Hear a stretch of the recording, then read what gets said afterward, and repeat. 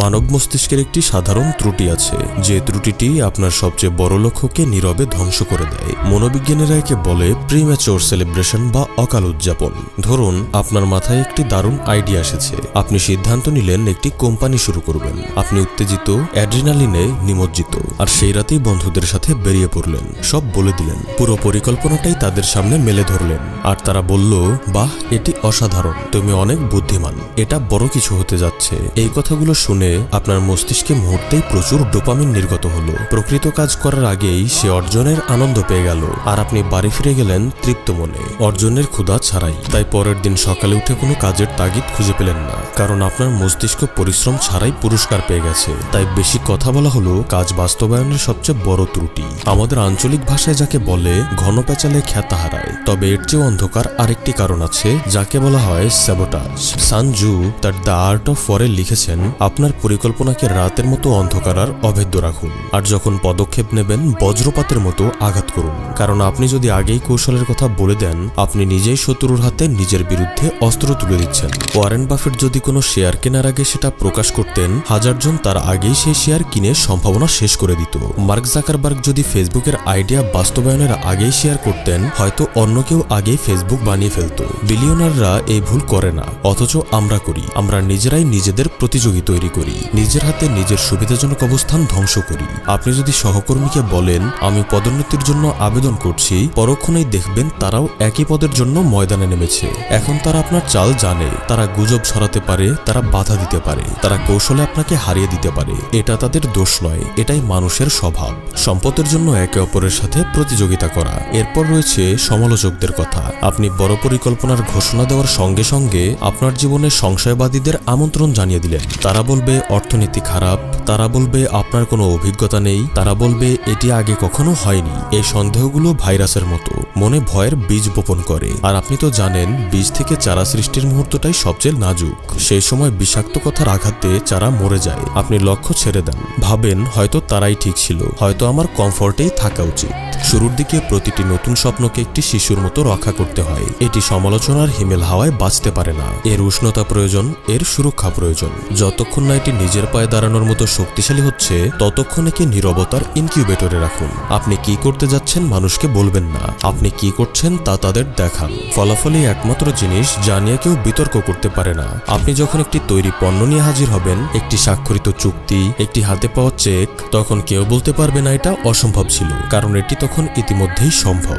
ইতিহাসের সবচেয়ে শক্তিশালী মানুষেরা উদ্দেশ্য প্রচার করত না, নিঃশব্দে পথ চলত।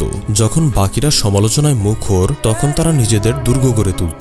পরিকল্পনা শেয়ার করার আকাঙ্ক্ষা আসলে আপনার অহংের মনোযোগ পাওয়ার চেষ্টা মাত্র। তাই একে প্রশ্রয় দেবেন না, কাজ করুন নিঃশব্দে, সফলতাকে চিৎকার করতে দিন। তৃতীয় এবং সর্বশেষ নিয়ম, এই নিয়মটাই সফল মানুষদের সাধারণ উচ্চাকাঙ্ক্ষীদের থেকে আলাদা করে দেয়। আপনার তুরুপের তাস, আপনার এজ কখনো কারোর সাথে ভাগ করবেন না।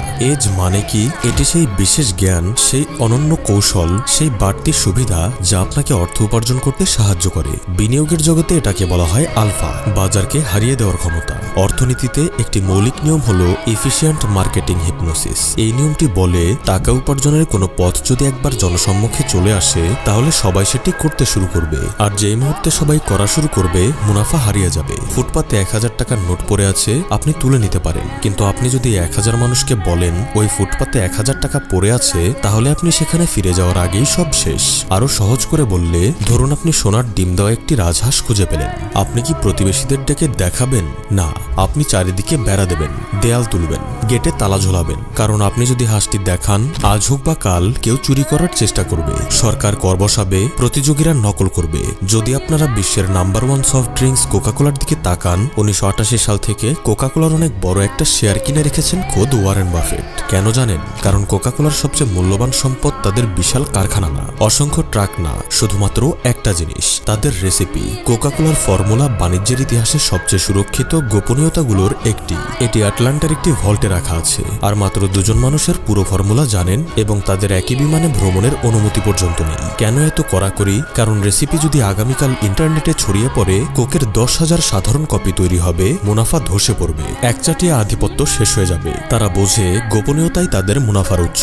কিন্তু সোশ্যাল মিডিয়ার এই যুগে মানুষ ঠিক উল্টোটা করে। অর্থ উপার্জনের একটা পথ খুঁজে পায়, হয়তো ড্রপশিপিং এর কোনো বিশেষ ক্ষেত্র, হয়তো একটি ট্রেডিং অ্যালগরিদম, হয়তো রিয়েল এস্টেটের কোনো ফাঁকফোকর। তারপর ইউটিউবে গিয়ে সবাইকে শেখায়, 99 টাকায় কোর্স বিক্রি করে, একটুখানি জনপ্রিয়তার জন্য নিজের সোনার ডিম দেওয়া হাঁসটি হাতছাড়া করে। এরপর অবাক হয়ে ভাবে কৌশলটি আর কাজ করছে না কেন? করবে না, কারণ আপনি নিজেই বিশ্বকে জানিয়ে দিয়েছেন, নিজেই নিজের প্রতিযোগী তৈরি করেছেন, আপনার আলফাকে বিটাতে পরিণত করেছেন। এই রুডো সত্যটি মনে রাখুন, কেউ যদি আপনাকে সোনার খনির মানচিত্র বিক্রি করে, তাহলে বুঝবেন খনিটা আসলে খালি। খনিটা যদি ভরা থাকতো, সে নিজেই খনন করত, মানচিত্র বিক্রি করত না। প্রকৃত বিজয়ীরা নীরব থাকে, অন্য কেউ লক্ষ্য করার আগেই তারা বাজারের সুযোগ কাজে লাগিয়ে ফেলে। তাই কোনো বিশেষ কৌশল পেলে নিজের কাছে রাখুন, রক্ষা করুন। ইগোর বশবর্তী হয়ে বড়াই করবেন না। আপনার ইগো চায় বিশ্ব জানুক আপনি কত বুদ্ধিমান, কিন্তু আপনার ব্যাংক অ্যাকাউন্ট চায় লোকে ভাবুক আপনি শুধু ভাগ্যবান। মানুষকে ভাবতে দিন আপনি হঠাৎ করে সফল হয়ে গেছেন। তারা যখন আপনার ভাগ্য নিয়ে বিতর্ক করছে, আপনি তখন আপনার সফলতাকে আরো এগিয়ে নিচ্ছেন।